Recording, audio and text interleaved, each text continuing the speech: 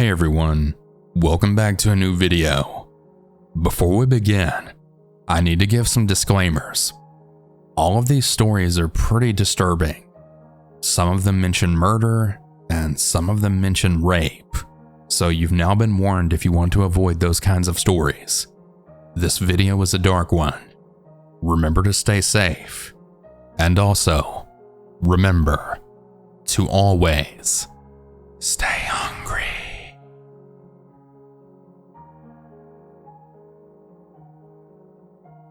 I work the overnight shift for a small organization for executive protection agents. Let's call the organization Black Tie Protection for the sake of this story. We're all ex-military police officers or highway patrolmen. In total, there are about 6 of us full-time, and also a handful of part-timers. Essentially, we worked for a large-scale manufacturing company, but moreover, we're personal armed guards for the owner and his family. They are a wealthy family in the small community, and with that, there becomes some troubles every once in a while, and that's where we step in. We ran 12-hour shifts, 2 guards per shift. My normal partner's name was Austin, but we all used his call sign Coma. I know that seems weird, but long story short, this tough son of a bitch took a sniper round right in the helmet in his early service days and stood right back up to finish the fight, only to pass out after the fighting had finished, and he was actually in a coma for weeks before coming to again. Needless to say, he's a good partner to have. Our normal shift consisted of one of us walking the empty building at night, while the other sits at the guard station next to the owner's huge house watching the property, as well as the video camera feeds. The first of the 2 stories happened about a year after I started. People say that things happen when you least expect it, and that's exactly what happened. We had been doing our normal rounds and joking back and forth over the radio when I received a strange call over our secured radios. There was a slurred, deep voice. Can anyone hear me? I clicked the radio with the response. Coma? Is that you messing with me? He answered back quickly that it wasn't him. Then he said to whoever's on the line that it's a secured channel. After a few moments of silence, there was yet another strange call. It was the slurred, deep voice again. Okay, good. You can hear me. I need you to help the person in the old house. I can't control myself for much longer. Then the radio goes silent. I immediately got back to the guard station, and both Coma and I tried multiple times to get whoever was on the radio to answer again, but there was no response. After a brief moment, the only old house we knew was the house that the owner had grown up in, and it wasn't that far off the property, and he keeps it out of nostalgia. We decided to go check it out. We got geared up and we jumped into the truck, then drove over to the old property. Now, this isn't a rundown house by any means. It was a nice 2-story house. It had a really big pool in the backyard, and it was very well kept. The first thing we noticed upon arriving was that the light that's usually left on in the upstairs room was off. There was an eerie stillness in the air. We made entry, and we started clearing the room one by one, and after what seemed like an hour of stress, we had finally cleared the entire house. Looking around once we regrouped, confused Coma then said to me, "Yeah, I think this was all just a prank." And just as we were about to leave, the radio cracked on again. Once again, the slurred, deep voice. Oh no, it looks like you were too late. I guess it's a good thing no one uses the pool anymore. Then silence again. We rushed down and we all looked at the pool, but nothing. Getting frustrated and feeling played, we were just about to leave when I had spotted the pool house door was a little cracked. Using hand signs, I gestured guard up and moved towards the pool house. Upon getting to the pool house building, we burst through the door, our guns drawn, to then find something that still haunts me to this day. There was a female, maybe 20 years old, and she was stabbed so many times it looked like her body was Swiss cheese. Upon finding her, I had rushed to her side while Coma held the position at the door. Now, I had combat medic experience, so I had tried to find a pulse, but I didn't find one. Upon laying her down to try CPR, I realized her head had almost been cut off. After gathering myself, I also realized there was a smile drawn in blood right on her face, and the word almost written on her forehead. We called the police and we secured the scene the best we could. It took about 2 weeks, but we finally heard the sick person that had done this awful act was a known convict that had actually been released only days before. He had lured the poor girl into the house by claiming it was his. That drawn-on smile still haunts me to this day.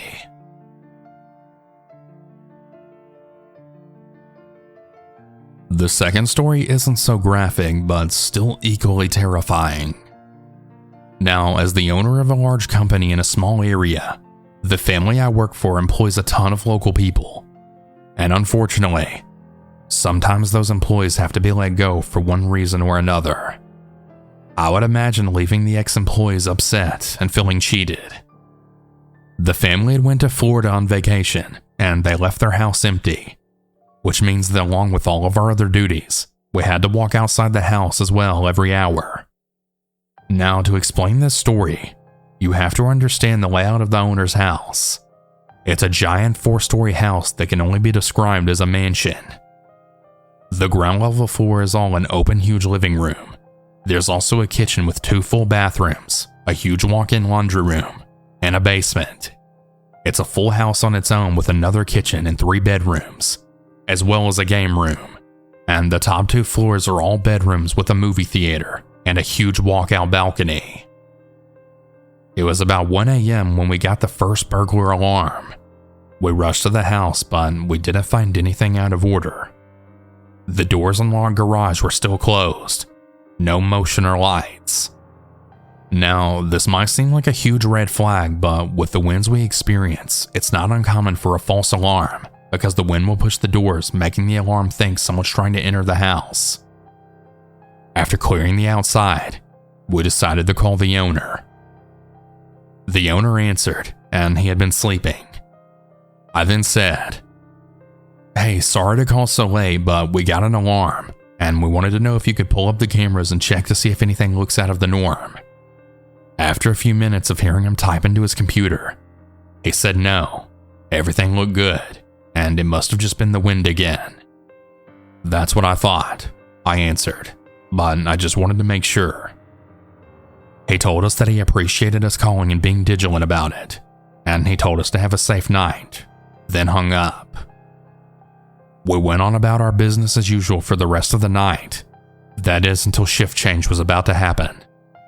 It was about 5:45 a.m., and we got a motion detection alarm in the house. Now, this was a huge problem. Seeing a door alarm was one thing, but motion in the house wasn't something that could have just been the wind. We geared up and made entry. Since the day shift had come in, there were now 4 of us. Coma and I from the night shift, and 2 day shifters. We had Josh and Devin. Josh was call sign Phantom, and Devin call sign Sharpshooter. We all took 1 floor and did a full sweep. I took the basement, Coma on the ground floor, Phantom 3rd, and Sharpshooter on the 4th. Everything was going pretty smoothly. That is until the radio cracked to life. "Team, be on alert. I have the balcony door opened on the 4th floor with footprints," Sharpshooter said. "It looks like someone made a makeshift grapple hook and climbed a rope to the balcony." On edge, everyone checked in and continued the sweep. As I'm almost through my floor, I hear a noise coming from the last room that I needed to clear. As I prepared to enter the room trying to be as quiet as possible, the radio cracked again. "Team, we'll meet on the ground floor ASAP, and then pair up to finish the sweep." Fuck. I thought that whoever was in this room knows I'm here.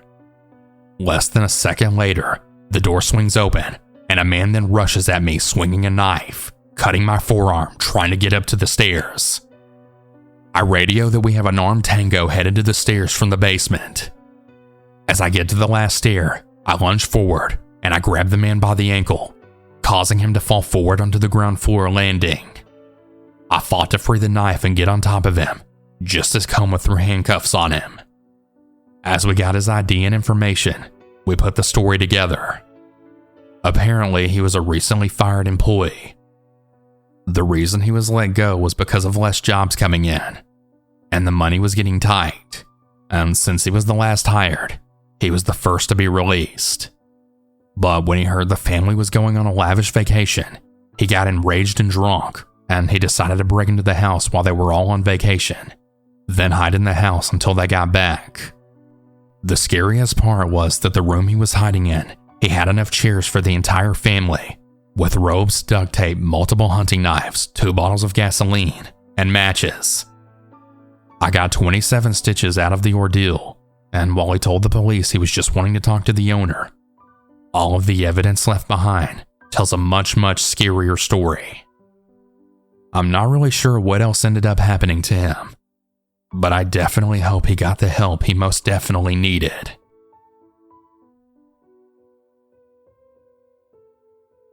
My name is Renee. I'm a 19-year-old female living in North Carolina. I went to college for 2 years, and I then dropped out my sophomore year. When I returned home, I got a fast food job just to have some money in my pocket until I figured out my next move. When I worked at this job, I worked mostly night shifts since they paid the most money. It was pretty simple, and it wasn't that busy, so I was just on my phone most of the time. Anyway, one night around 2 a.m., I had heard a noise on the headset, which meant someone had pulled up to the drive-thru. I just did the usual, "Hello, what can I get for you?" The person in the car didn't respond, and instead pulled up to the window. I then opened the window, and I told them they had to order at the speaker, not at the window. They then proceeded to ask me if I had change for a $20 bill. I told them I couldn't give them change unless they bought something. Then they asked me again, and again, I told them the same answer. The driver ended up saying, "How hard is it to just give us change?" I told them that I wasn't allowed to do that, and they had to buy something first or go somewhere else, and then I closed the window. The driver got out of the car and started banging on the window, then tried to open it.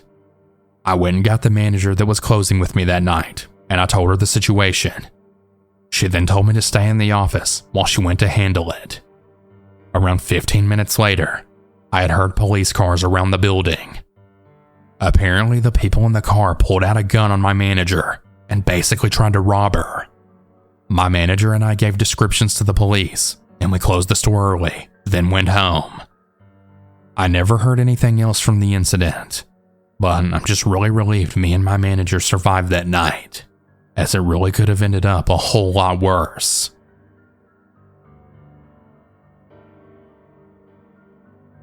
I work in the medical field now as a CNA, and I've always been really interested in physical science, but I'm also interested in psychology. I plan to go back to school to become a psych nurse to meld those two interests together, and I know I can do well at it because of my previous job experience. This previous job experience required no experience, and looking back, I'm not really quite sure why I didn't. This job was the first of this kind that I had ever tried my hand at, and it had a very high turnover rate. It was stressful, and I even went home in tears a few times. I worked second shift, 1500 to 2300. This job was at a mental facility. It's a step-down facility from the state mental ward. This means that we couldn't use restraints as a facility, unlike the ward that can, but this place, it had a spiel. We're one of the only 30 facilities throughout the entirety of the United States that deal specifically with people with schizophrenia. There were over 120 residents, and usually only 5 to 7 staff members at any given time. You would think this would be a controlled environment, but you would be wrong. There were no fences, no gates, no locking doors, no knives, and no way at all to defend yourself. Some of the residents got violent. I had a number of things thrown at me, not limited to burning cigarettes and bodily fluids. I have been grabbed, shoved, kicked, scratched, and punched, and hands thrown at me. One person would try to bite, another sharpened the handle of a toothbrush and nearly shanked me. But then you have the quiet ones. They usually keep quiet because they're listening to the voices, and you have to watch their body language closely just to make sure they're not about to rush anyone. We also had a group of residents that were court-ordered to be there. For the most part, they were calm, mainly because they didn't want to go back to jail. I got put in charge of that group after an incident in the med line, where I stood in between two of them starting to fight. Hands were being thrown over me, but I stood my ground, and I told the one resident to stop. If he hit me, I would be able to do nothing, but he would go back to jail. Things died down quick. It was overall a good job, but the mood of the place was like walking through dense fog. The strong delusions of the residents. One of them told me that her toilet was clogged because her roommate had been pregnant the previous year with devil dogs, that she gave birth, freeze them, and had just tried to flush them. But what always got to me was the walkers. The people who would just walk and pace while mumbling nonsense. Usually it was just nonsense, but sometimes it was very to the point. I would hear about crimes, murder, rape, things the voices were telling them to do. I made the mistake of asking what the voices were telling a very distraught resident to do. His face changed. He very calmly made eye contact, and he told me he was going to kill me, strangle me with his bare hands until I stopped kicking. Another one that paced would take me by the face and staring into me, telling me I had beautiful eyes. I would have to gingerly back away and report it because she was being symptomatic. She had actually gouged her own mother's eyes out. The worst of it was at night. Many of the residents had insomnia, and if the Seroquel didn't knock them out, they would pace around the grounds of the facility in the dark. To be walking in the dark and hear footsteps turn and quicken behind you, knowing full well you're surrounded by people not in their right minds, and then hear manic laughter, well, you turn to ice. Don't panic, don't show fear. You have to steer yourself, then turn and face them. Hi, can I help you? Are you doing all right? The response back was always something along the lines of, fine, even though they were yards from you moments ago, and now they're right up to your nose. The strangest one that I could never figure out was the full adult handprint on the inside of my car. I had locked it. It had an alarm, but there I found it, fogged on the inside of my back window. Single, alone, nothing disturbed in the entire car. It was the end of the shift at this point, and I know it wasn't there at the beginning. The doors were all still locked too, and my car keys had been in my bag in a locker the entire shift. That's all I have for that one, but I do have more. I'm currently working at a nursing home on second shift. The sundowners can really be a handful. The scary encounter happened to me when I left my homeland of Australia. I didn't really have a choice. I had just gotten out of a very abusive 2-year marriage, yet I still wasn't free from my ex-husband. It was a very painful choice to leave behind my family, as we were extremely close, as well as leaving my country, Australia. But I needed to make a change for my own future happiness. Here's a little background. I'm a fitness professional and an elite athlete. I decided to move to LA, the fitness capital of the world. I packed my whole life into 2 suitcases, and I then set off to start a new life. I was filled with excitement and anxiety, and fear of the unknown. I had nowhere to live, no job, or family or friends. I was on my own. I touched down in LA, checked into my hotel, and started to look for a place to live and a job. I found a great apartment one street back from Melrose Avenue. It was a great location as I didn't have a car, so basically I just walked everywhere. After a week of handing out my resumes, I had landed a great position as a head trainer at a 24-hour gym. I was so excited. The gym was only a 25-minute walk from my apartment. My shift was from 4 p.m. to midnight, which I loved. I got to train during the day, which was perfect. I had settled in beautifully. I had made some really great friends, and I had also met a really great guy. He was from Canada. Life was finally falling into place, and it felt great. Now, coming from Australia and being raised on property life was pretty drama-free. So walking home from work in LA at midnight, I truly never gave it much thought. Don't get me wrong, I was always careful, but I was never really worried. What an idiot I was. On this particular night, I'd stayed late as my coworker was running late for their shift. No big deal. I left the gym and I started my walk home around 1 a.m. Now, my walk home was mostly very well lit on the main drag. However, the street I lived on was extremely dark with lots of trees. My apartment was about 200 meters down after you went off the main drag. It was a beautiful night. As I was walking home, I had noticed a very large dark-skinned man standing at the bus stop. The bus stop was just before my street. This guy was about 6 foot tall and at least 300 pounds. A big guy. Now remember, I'm a fitness professional, so I know physiques, and I noticed him right away. We made some eye contact, and I instantly felt the hairs go up on my back of my neck, and I felt panicked. The guy wasn't checking me out like, oh, she's cute. Oh no. I felt his intentions right there through that stare, and they were not good. I could feel my stomach turning, and my heart was beating right out of my chest, as if I had just finished the 100-meter Olympic final. As I walked right past him with a purposeful walk, I could feel his eyes boring into my soul. I didn't dare look at him again. I really didn't want any type of conversation with him or give him any opportunity to approach me. So I walked past him, and with every step as I walked by, I could feel my pulse quickening. When I finally passed him, my fear only increased, as I then realized he's now behind me and I can't see him. I'm a strong, fit woman, 5'7" at 135 pounds, but I'm clearly no match for a big guy like him. As I turned onto my street, the terror was now full-on reality, as my street is pitch black.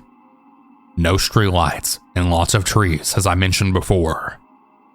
I was walking so fast now, I reached into my hip pouch and I pulled out my keys, placing them between my fingers and held on tightly. My heart was pounding in my ears. All of a sudden, I hear these really loud footsteps running up full speed behind me. I spun around to see this big, huge guy standing right in front of me, and I screamed out loud. He then grabbed me with both hands, clutching my clothes.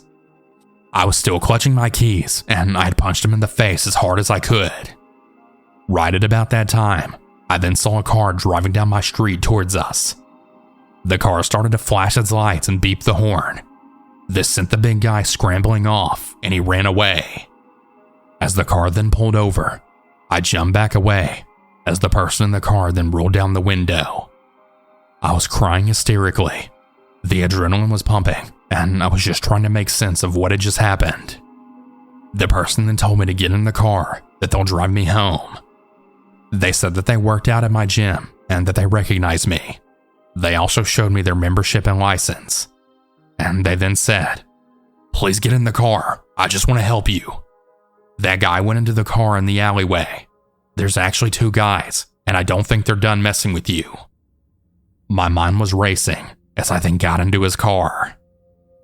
I was crying so hard as the realization then washed over me of what just happened and what could have happened. I know that night I had a very special angel watching over me. That experience opened my eyes, as well as my awareness to all of my surroundings. When you feel something isn't right, Trust your inner voice. I'm so very glad I did. That night is a night that I will never forget, and the sound of those heavy footsteps will forever be etched into my brain. I don't ever want to experience anything like that again. Stay safe and stay alert.